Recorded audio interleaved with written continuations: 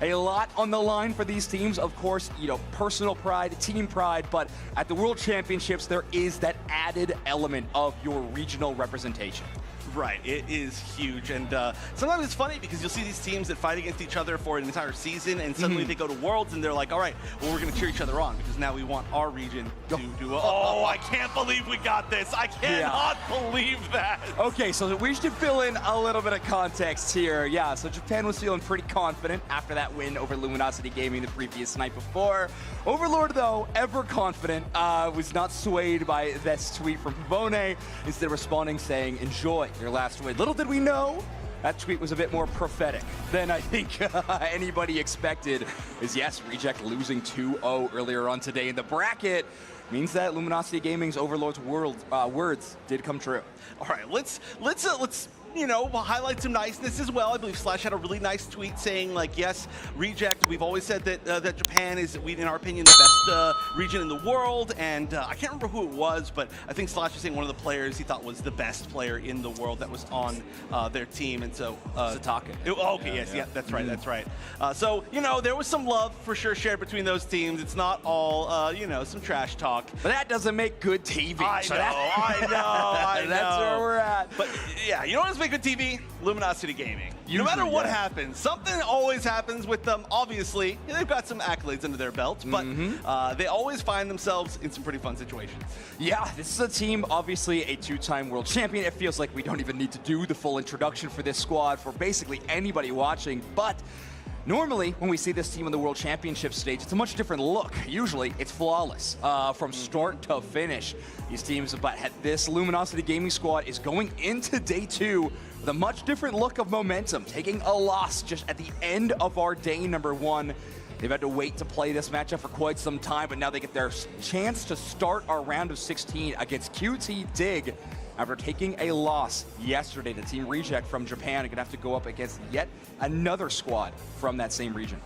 And QT Dig, a really interesting team in the fact that we've had a chance to see so much of every other Japanese team. So much, or at least the players that comprise them. There have been some shifts over the course of the season, but extremely familiar. And this is a team of players that are considerably more fresh to us, especially in the West. They weren't part of the Asian League, the Japanese League. They weren't at a lot of the open brackets that we got a chance to see, but they obviously have proven their worth 10,000 times more than they needed to, and they're here fighting now against Luminosity. Yeah, qualifying for this tournament in the 3rd place position at the PJCS, aka the Japanese Regional Competition. But let's get into this draft. It will be a Mewtwo Y-Band for QT Dig, something that Luminosity has not brought out too often. However, Curious does like those attacker-style Pokemon, specifically those auto-attackers. We've seen some interesting picks from that player throughout this event. Even a Alolan Raichu on stream, which is certainly not a common pick. But the only options not available to either team for this draft will be the Mewtwo Y, the Hoopa, Galarian Rapidash, as well as the Latios. Some really big available first picks. We could see either the Ho-Oh or which is what they're highlighting right now. But that honestly isn't even necessarily the biggest. As we saw win rate earlier, highest in the entire tournament so far is Serena. And that is a Pokemon that for sure Japan has loved for years and years. Suicune as well, which we are going to be seeing most likely here as a first pick on the side of Luminosity.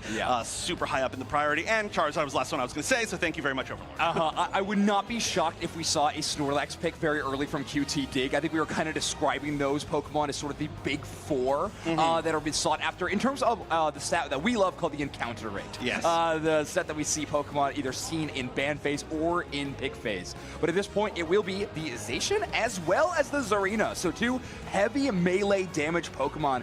When you see that on the other side of the draft screen, teams have an interesting choice. You can try to match fire with fire, kind of out-brawl, out-sustain, or you could give the option to kind of outrange these enemy Pokemon and do that poke damage before they get to you.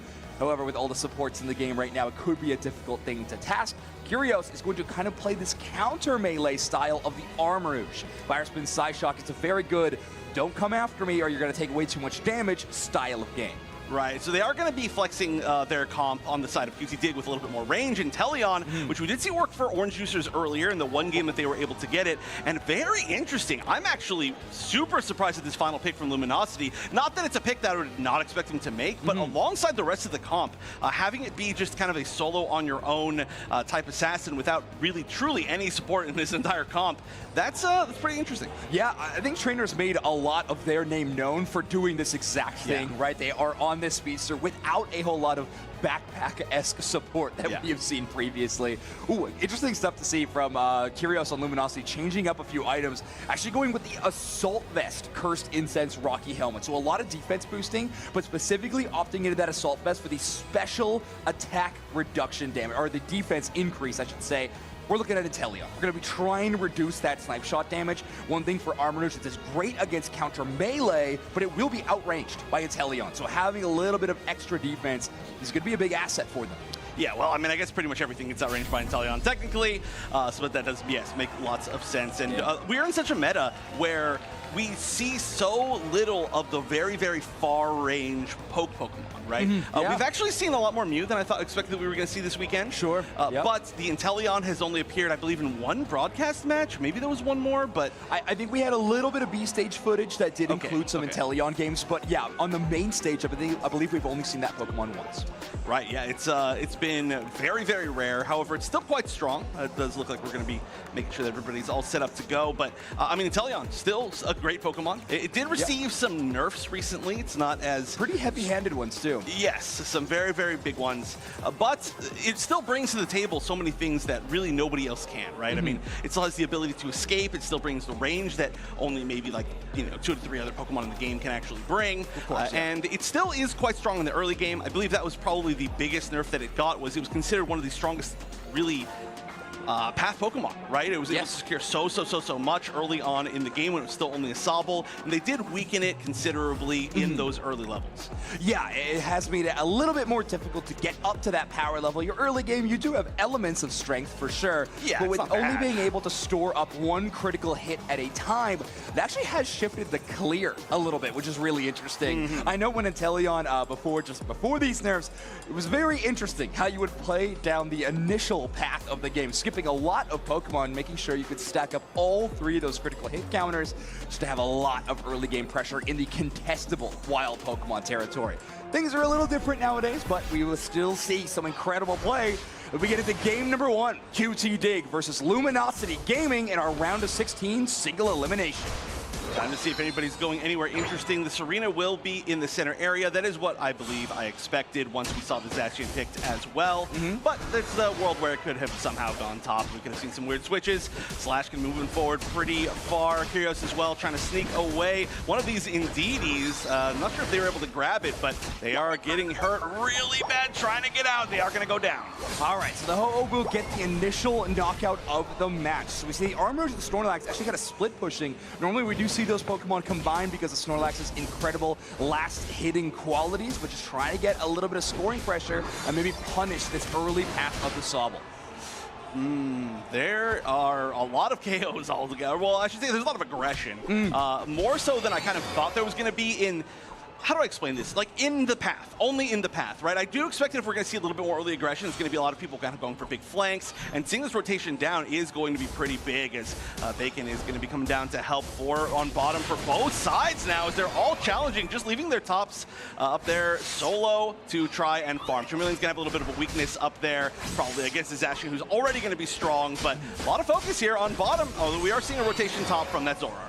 Yeah, I think that was the big matchup on the bottom side, is trainer versus teacher, which is funny. But, of course, the level 5 of Zoroark being tremendously more powerful than the level 5 of the Serena, because you're still stuck at that middle stage evolution. So trainer, knowing that the Serena will very likely be going towards the bottom path, makes it mandatory that they make that same rotation and try to keep just a leg up at any given time.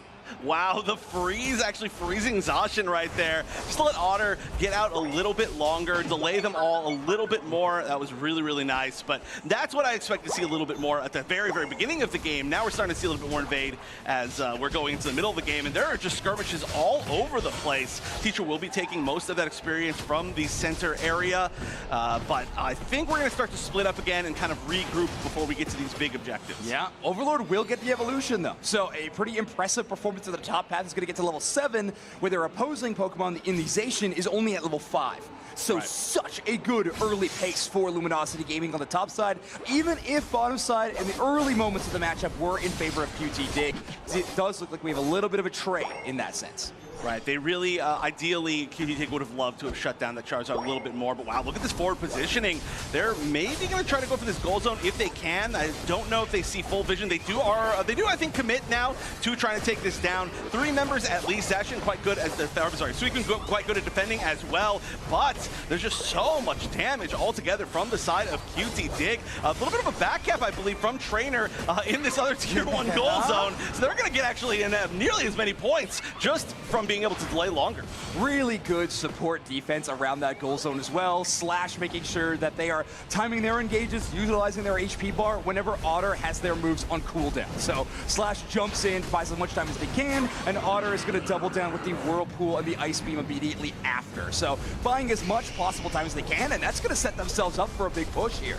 Oh my gosh, they're taking so much damage just from this hole alone, though. Oh, damage still impresses me. I'm still not expecting it to happen. Oh, big snipe shot, but it goes right in between the squishier targets, nearly takes out Slash, and plenty of points, still leaving that tier 1 gold zone up, but only at 4, and that's going to mean that points are almost double for Luminosity at the current moment. We are going to see Regieleki be mostly soloed. Looks like nobody's going to be able to get there in time to challenge it.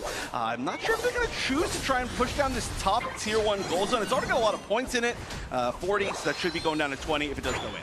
Yeah, I think Luminosity Gaming pretty confident in their ability to defend this goal zone, so not favoring the Regieleki as much.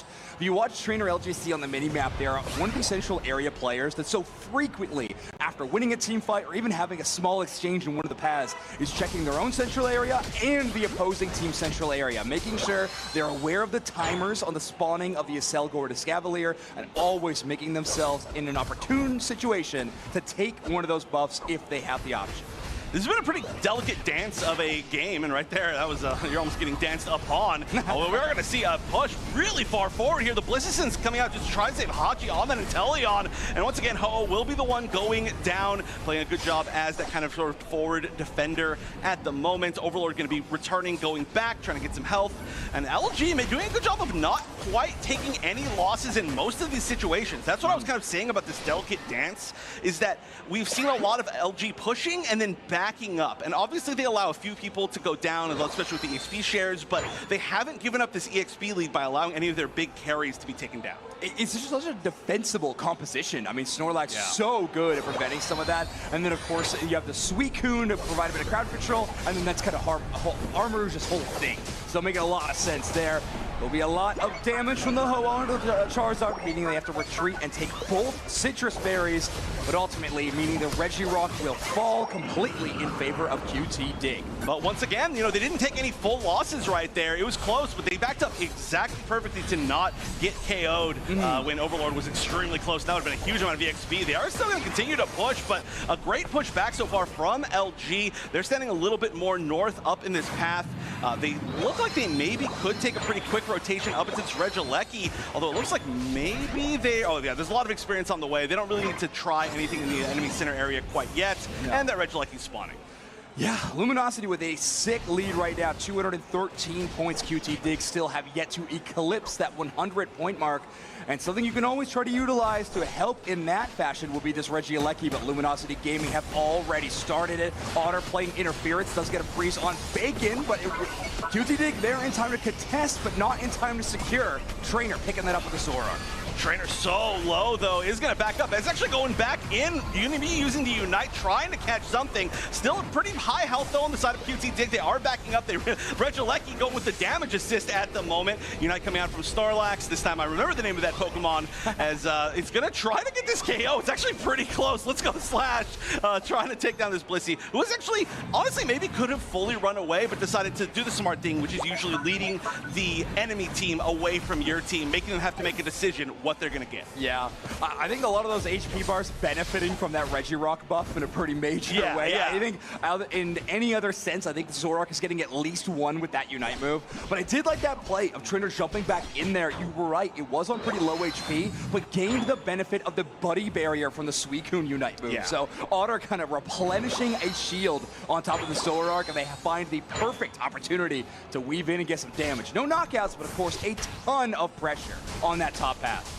Still a level lead, just barely for Luminosity. It's a little bit less than it was before, and this Basement Reggie, this final Basement Reggie could mean a lot. If anybody does take it, Overlord kind of the only one sitting down there looking for vision. That's a pretty scary Pokemon to be all alone down in the final moments before the final stretch. Reggie Ice, oh, they actually go for a reset. I don't know if that's intentional, but that's going to slow them down a lot. Yeah. That's a kind of a cool strategy. I don't feel like I've ever seen that, just in case you start that reset. Still, it's only going to slow them down. It's not going to stop them, as the Reggie Ice buff will go to the side of QT Dig, who is going to now have a level 13, which will even up at least one of the level 13s of Luminosity, and they've already pre-positioned so far forward. Oh, getting caught out in that tall grass. Yeah, this is going to be two Rayquaza there for a second as Trainer LGC does decide to use Illusion, just in case they wanted to fake out the enemy squad.